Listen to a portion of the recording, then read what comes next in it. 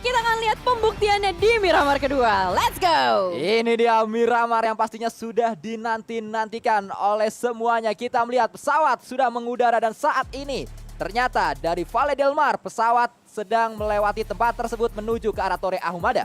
Yap, dan nampaknya kali ini untuk garis pesawat nggak terlalu menyulitkan ya untuk semua tim. Lagi-lagi masih berada di tengah-tengah. Tadi kan dari atas ke bawah, Yap. dari Torre ke bagian Los antara Los Higos, antara Cumacera dan Los Leones. Dan kali ini kebalikannya, dari Valdemar menuju ke Torre Ahumada. Jadi kita akan melihat semua tim bisa mencapai drop zone mereka masing-masing. Tapi Los Leones, sebelumnya kita mengetahui itu akan menjadi sebuah drop zone untuk 3 tim. Dan bahkan mungkin akan terjadi banyak pertemuan di tempat-tempat mencari vehicle atau vehicle spawn. Ya, kita lihat ternyata Geek Fam tidak memaksakan untuk ke Puerto Paraiso. Mereka berada di Valle del Mar karena memang sulit untuk mencapai Puerto Paraiso saat area pesawatnya seperti ini, garis pesawatnya seperti ini. Lalu dari Los Leones tadi sempat disinggung oleh Cijel juga. Harusnya Los Leones kali ini cukup padat karena poin bermain, lalu zone bermain, GPX juga bermain. Tim yang tadi sempat mendapatkan WWCD tapi dipaksa untuk istirahat dulu dan sekarang bermain lagi. Ini adalah Miramar pertama yang akan dimainkan oleh GPX menuju ke arah Los Leones. Harusnya Pekado kembali diisi oleh pemain-pemain dari Bigetron Red Alliance. Lalu Monte Nuevo diisi oleh Genesis Dogma Kids dan betul saja kali ini Circle sama seperti di match sebelumnya, kanan lagi. Iya, tipis-tipis lah ya, serupa tapi tak sama. Dan ini apakah terjadi kembali lagi untuk Chicken yang sebelumnya, walaupun Bonafide nggak ini ya, nggak bermain, berarti ada kemungkinan RRQ masih bisa mendapatkan tempo yang sama. Karena mereka kan ngambil drop zone di water treatment, Betul. sementara water treatment juga masuk ke dalam circle pertama. So we'll see apa yang bakal terjadi. Dan melihat kembali untuk Geek Fam mengambil di Valdemar. Ini menarik lagi juga tadi soalnya sempat kita bahas tidak ada yang mengambil Valdemar, tapi nampaknya Laser pun yang tertangkap terlebih dahulu oleh seorang Linux karena Linux sudah mendapatkan senjata dan EVOS masih belum memiliki senjata. Ya, pastinya sesuatu yang sangat-sangat buruk, start yang sulit untuk EVOS bisa bermain hingga late game nanti. Kalau kita melihat di awal sudah terjegal satu pemainnya, tapi masih ada waktu untuk membalikan keadaan karena EVOS sudah berhasil untuk melakukan looting setidaknya Microboy. Touchdown dia berada di sebuah compound dan kita juga berpindah kali ini area ujung dari Los Leones maksud saya itu dia diisi oleh Void Victory 88. Kenan, pemain transferan dari Boom, akan coba melakukan looting saja di area tersebut. Hence the Public juga sedang menggunakan sebuah kendaraan barrier. Tidak melakukan tembakan karena memang 1 melawan 1 di tempat ini. Ya kayaknya Hans Public mungkin memiliki cenayang ya. Dia kayaknya tahu, oh ini kayaknya barrier ada orang di sini gitu. Jadi dia putar balik, soalnya tadi kendaraannya putar balik, tapi ternyata ketika lagi putar balik bertemu dengan BMW yang lain, sama halnya juga dengan Steve Boy. Oh no, ini bakal bahaya banget karena barrier sudah memiliki senjata, bakal langsung ditembakin begitu saja, diusir mundur. Karena kita lihat dari Steve Boy mungkin belum lengkap ya dari segi persiapan. Ya, memang dilihat dari area tempat mereka melakukan looting, tidak banyak space, tidak banyak compound yang bisa dijadikan lootingan. Bahkan kali ini EVOS Reborn masih berada di Los Leones, bertemu dengan pemain-pemain GPX dan terlalu percaya diri nampaknya seorang Red Face untuk melakukan tembakan sehingga ketahuan posisinya berada di area rumah ini dan langsung datang. 2 pemain dari GPX akan menghukum seorang Red Face yang tadi mencoba untuk melakukan tembakan dengan Uzi, bermodalkan Uzi dan juga sebuah shotgun. Ya ini bahaya banget karena Red Face gak punya armor sama sekali, helm level 1 dan healingnya juga hanya ada bandage. Kalau misalkan dia mau melakukan healing ini bakal mengambil waktu yang sangat banyak. Lihat player-player dari GPX langsung saja merapat, langsung melakukan follow up. 3 player langsung maju ke arah bagian depan. Lihat positioning dari Rosemary, enak banget buat ngejepit Red Face. Red Face gak bisa kemana-mana, Red Face keluar ngepick, bisa ditembak sama Rosemary. Bahkan 3 player dari GPX sudah mulai nge-screening lantai yang lebih atas lagi, tapi tidak menemukan siapa-siapa. Ini dia, Red Face akan keluar dari persembunyiannya, melakukan tembakan, 1 knock didapatkan, namun tidak untuk yang kedua, langsung dihukum oleh 2 pemain GPX yang datang bersamaan, Matoy dan juga 1 yang lainnya mendapatkan seorang Red Face, tumbang 2 pemain dari EVOS Reborn di menit yang keempat. Yap, itu dia. Akhirnya kita melihat first blood yang sangat-sangat cepat di match keempat. Well, ini yang akan menjadi hal yang menarik karena didukung juga oleh garis pesawat dan membuat EVOS bakal kesulitan juga untuk masuk ke Impala. Mau tidak mau mereka kayak apa ya namanya? Transit dulu ya. Transit dulu di Los Leones, tapi ternyata malah harus terjegal oleh player-player dari GPX. Ya, ini yang tadi sempat dibahas juga, Los Leones match kali ini padat sekali karena 3 tim. Void, Zone dan juga GPX mengisi Los Leones. EVOS mencoba untuk menjadi tim yang keempat.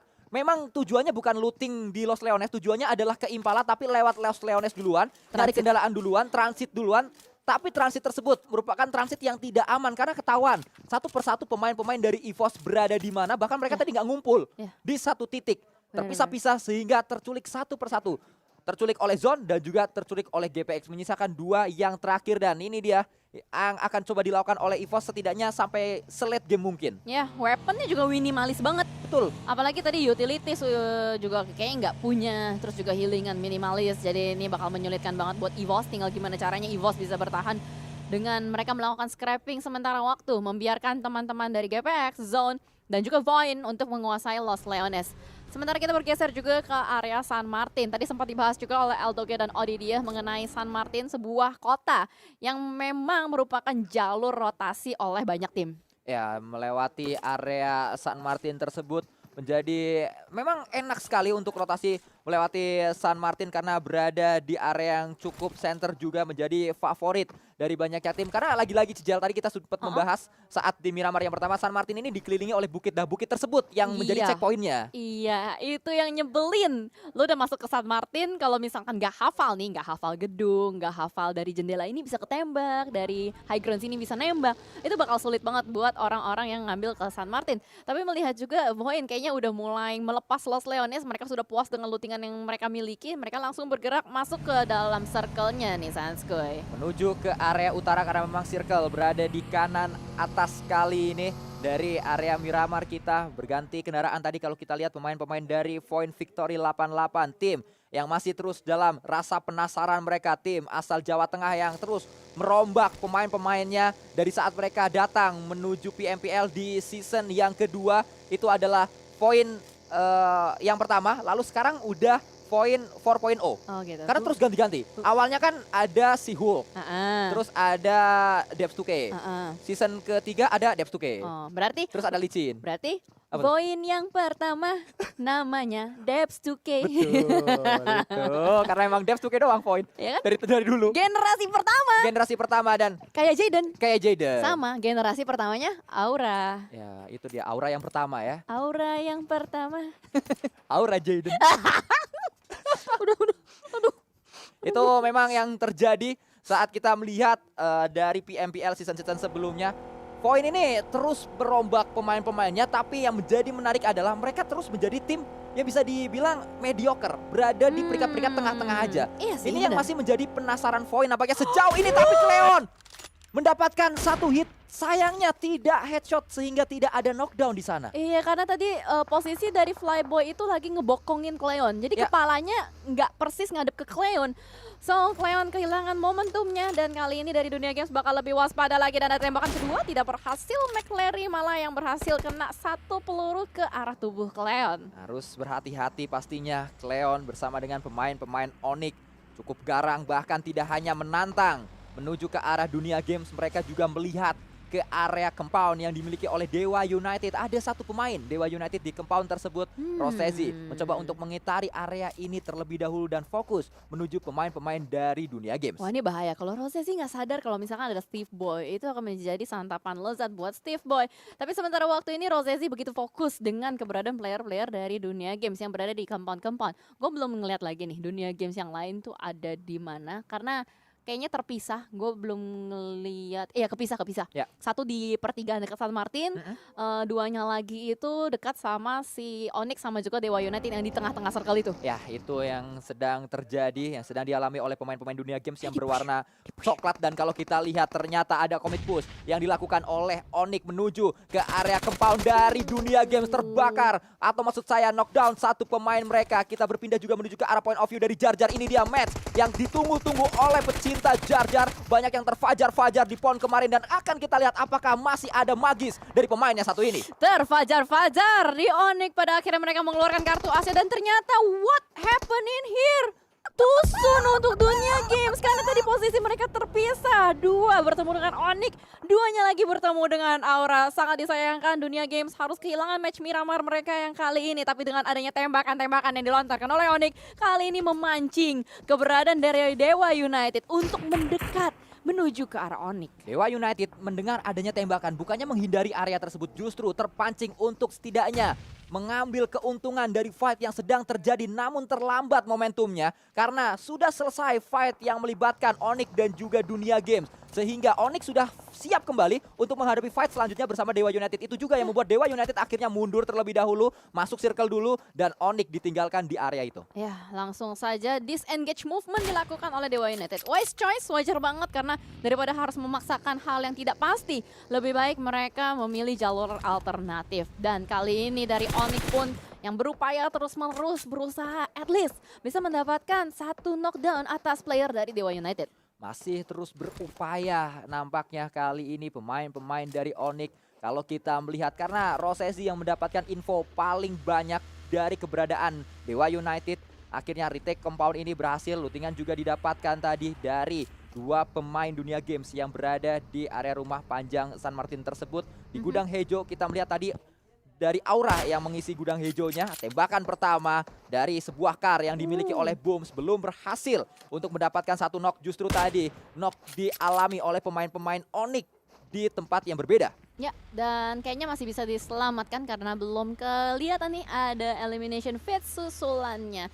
Dan sementara waktu dari Onyx lagi berusaha untuk melakukan revive, Aura juga berada di dekat dengan mereka. Ini mereka semua berusaha untuk bermain center ya, berusaha untuk mengamankan checkpoint-checkpointnya.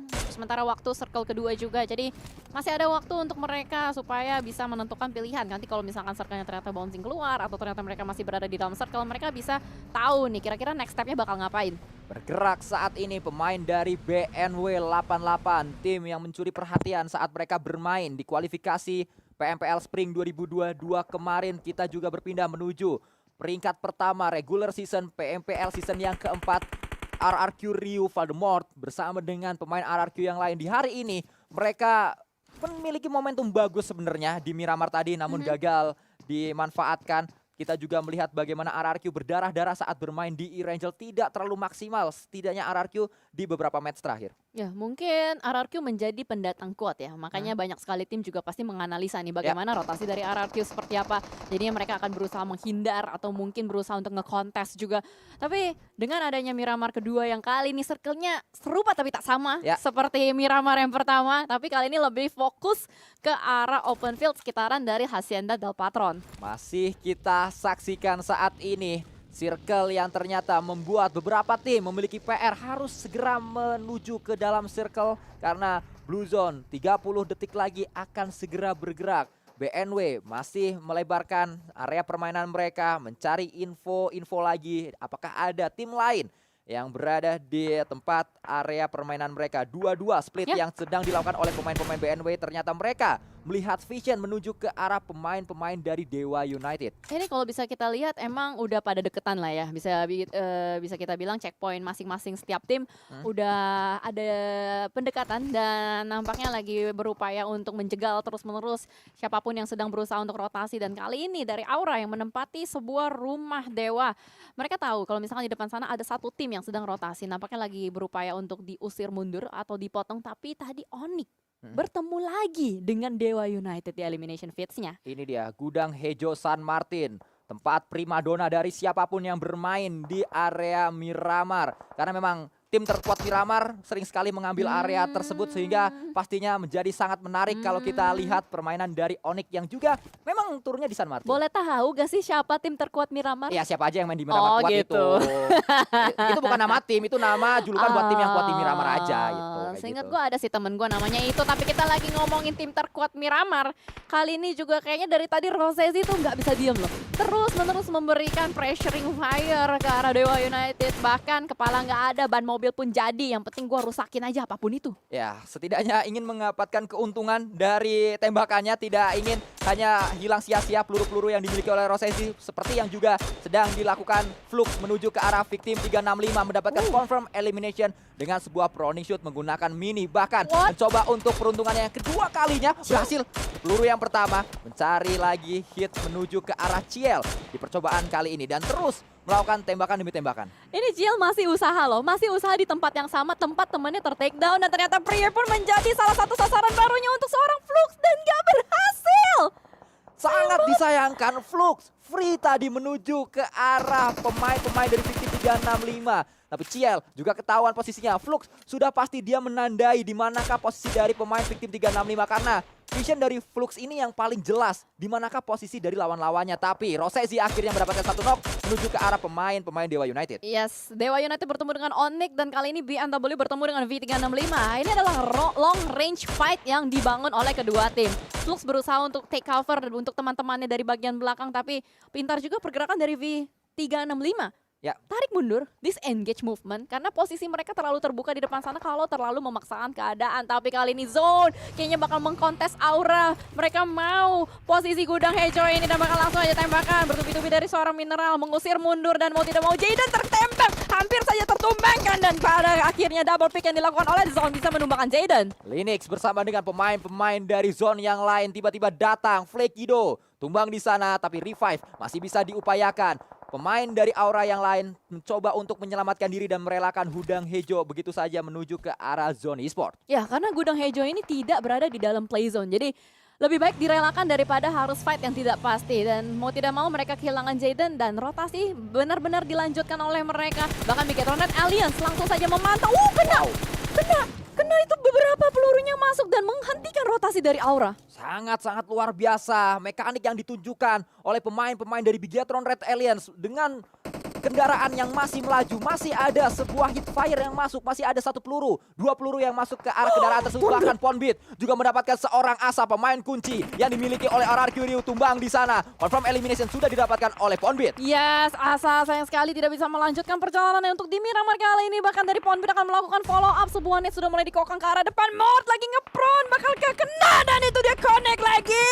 Udah ada dua granat yang dilontarkan oleh Ponbit, connect ke arah player-player dari RRQ ini. Berbahaya sekali untuk NRPK dan juga Voldemort. Sangat berbahaya rekrutan terbaru dari Alter Ego Limax datang dari Boom dan membuktikan kapasitasnya di tim ini. Pemain yang sempat menjalani pelatnas kemarin ingin menularkan ilmunya pasti menuju ke arah pemain-pemain AE yang lain. Datang kembali bala bantuan tersebut. Namun ternyata Ponbit ditumbangkan oleh Nerpeko. Pemain yang sangat luar biasa tapi Nerpeko juga tumbang karena ada Super Una yang membackup seorang Ponbit. Wah, ini seru banget sih Alter Ego versus RRQ karena tuker-tukeran nyawa terus. Bahkan Voldemort sedang berusaha untuk melontarkan sebuah nade, spreading nade, tapi ternyata Potato dengan sangat cepat langsung menghindar. Tapi Potato pun tertangkap dari arah yang berbeda, lagi mengokang granat. Ternyata Genesis Dogma join the fight juga, tidak mau ketinggalan partinya Sanskui. Ini dia sebuah momen yang sangat mendebarkan, itu granat namun ternyata terlalu jauh granatnya, masih ada jarak antara granat dan juga pemain-pemain RRQ. Mencoba dibakar juga ternyata hanya membuat hangat pantat dari Nerpeko. Aduh, bokongnya ya,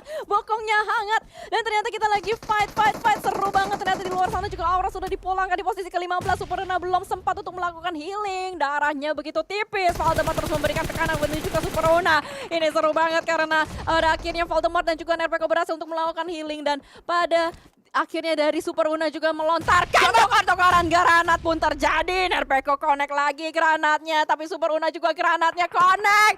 Ini yang namanya lu jual, Gua beli itu. Dibalas 1, 2, dibalas 2, aku maunya sama kamu, tapi kamu udah sama dia. Waduh, sakit sekali seperti tembak-tembakan yang terjadi antara Alter Ego dan RRQ. Itu akan menjadi long fight dan stalemate yang cukup lama. Tapi Genesis Dogma dari kejauhan lagi-lagi ronde kedua. Teng. Bigetron Red Alliance versus Genesis Dogma. Ini dia ronde kedua.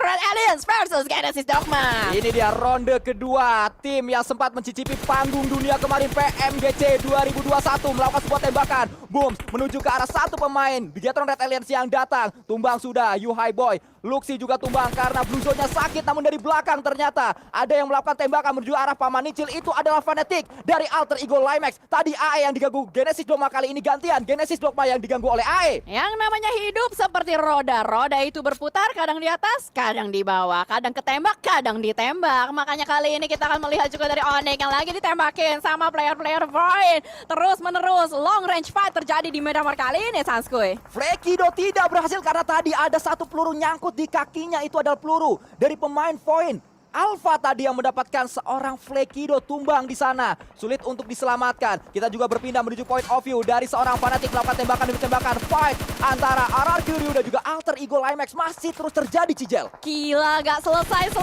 Bahkan Zone, what happened, you know? Neon dari kejauhan juga tumbang, Arargio juga tumbang. Banyak sekali yang mulai bertumbangan di circle kelima Sanskui. Ini dia circle yang memang membuat tumbang sangat-sangat banyak. Ada fight pasal terjadi.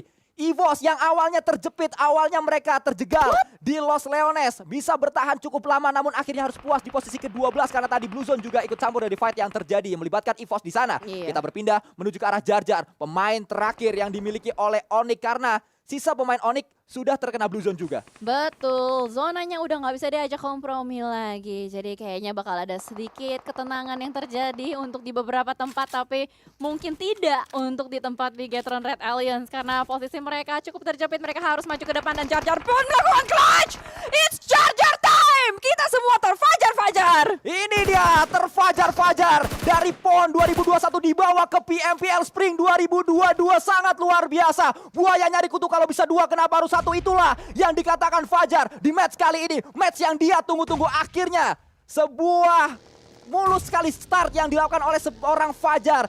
Di match kali ini Miramar yang menjadi saksi bagaimana ketajaman pemain berdarah Papua tersebut. Mantap sekali, tapi ternyata Rosemary memantau dari kejauhan dan mau tidak mau Jar Jar beserta Onyx pun harus dipulangkan secara utuh. Namun tampaknya dari Dewa United memiliki sebuah jalur masuk entrance yang tidak mulus. Rosemary menjadi satpam zona, ditembakin terus-menerus. Nggak ada healing. Woi, nggak healing kan Rosemary? Rosemary tidak kenal healing, bisakah dia? Satu peluru lagi, satu peluru terakhir yang dibutuhkan Rosemary untuk bisa memulangkan semua pemain Dewa United. Terus bergerak Uni dan akhirnya Uni selamat dari kejaran peluru-peluru panas Rosemary. Ya, semesta mendukung Dewa United. Lagi dibantu oleh Blue Zone-nya juga, tapi Zuxi tipis darahnya, untung ada cekungan tipis yang ditemukan oleh seorang Zuxi. Tapi kali ini dari Fnatic juga tidak mau kehilangan momentum, langsung kabur begitu saja. Ponbit berhasil untuk mendapatkan satu lagi. Uni di depan sana begitu terbuka dengan sangat lebar, sebuah nade dilontarkan, boom! Itu adalah pesta yang mengakhiri Dewa United. Dewa United pulang, Alter Ego masih bertahan, namun saat ini yang menjadi PR dari BNW 88 adalah penyeberangan. Banyak smoke yang harus di pop up. Smoke pertama sudah dilontarkan, smoke kedua kali ini yang dimiliki barrier. Smoke ketiga, berapa smoke yang akan coba dilontarkan barrier? Ini adalah smoke yang keempat, masih terus dilontarkan menuju ke area jalan untuk mereka akhirnya bisa menyeberang. Akhirnya bisa menyeberang, tapi lu lihat zonanya Sans. Nggak ada yang dapetin zona. Bahkan Fnatic pun mau tidak mau YOLO movement, maju ke arah depan, masih bisa mendapatkan sebuah pull. Oh my god, begitu tipis pergerakan dari Fnatic, tapi terus-menerus diberikan gencatan senjata juga oleh seorang Flux. Mekanik yang sangat luar biasa ditujukan oleh Fnatic, mendapatkan momentum di Piala Presiden kemarin dan kali ini bermain untuk Alter Ego Limax. Pancingan yang ditujukan oleh seorang Super Una kali ini belum berhasil untuk memancing pemain-pemain dari Bonafide, tapi membuat space agar Fnatic bisa maju ke area depan bersama dengan pemain Alter Ego Limax yang lain, yaitu adalah Ponbit. Yes, ini keren banget sih. Cara dari Alter Ego berusaha untuk nge-push ke arah bagian depan. Pada akhirnya barikade paling depan untuk BNW berhasil mereka tumbangkan seorang Flux. Dan nampaknya Flux kalau misalkan mau diselamatkan bakal punya resiko tinggi. Ya, kita lihat juga dari point of view yang berbeda. Ponbit saat ini masih terselimuti Blue Zone, bahkan ada yang masuk lagi. Terselimuti smoke maksud saya. Maju ke area depan, Super Una melakukan tembakan dengan hit-fire saja tanpa membuka scope-nya. Akankah berhasil kali ini berganti dengan sebuah effort dan berhasil tanpa scope, tapi dia berhasil mendapatkan satu knock. Wah, ini 1v1 situation. Super Una tersisa sendirian saja karena teman-temannya sudah tertekton di belakang sana. Super Una akankah menjadi superhero pada kali ini? Branch Play sudah smoke mencari kembali satu player terakhir dari BNW. Di mana kamu sih, lupa? Bakeko dan Alter Ego berhasil memulangkan BNW. Cewek manis membuat terpesona. Kalau nggak mau nangis jangan dilawan, Super Una. Ahai, cakep banget. Tapi lu tahu gak yang lebih cakep lagi apa? Skylights masih 4 orang. What? Ini adalah kekuatan yang dimiliki oleh Skylights Gaming. Tadi sempat kita bahas juga. Nggak kelihatan di awal, tapi tiba-tiba late game. Terus mereka masih lengkap 4 pemain. Nggak ke spot di awal. Ini adalah kekuatan dari Skylights Gaming yang kembali ditunjukkan di PMPL Spring 2022 kali ini. Prie bertahan dengan 2 pemain saja. Alter Ego bertahan dengan 3 pemain saja dan berdarah-darah. Skylights Gaming tanpa ada darah yang keluar karena tidak terlibat fight dari tadi.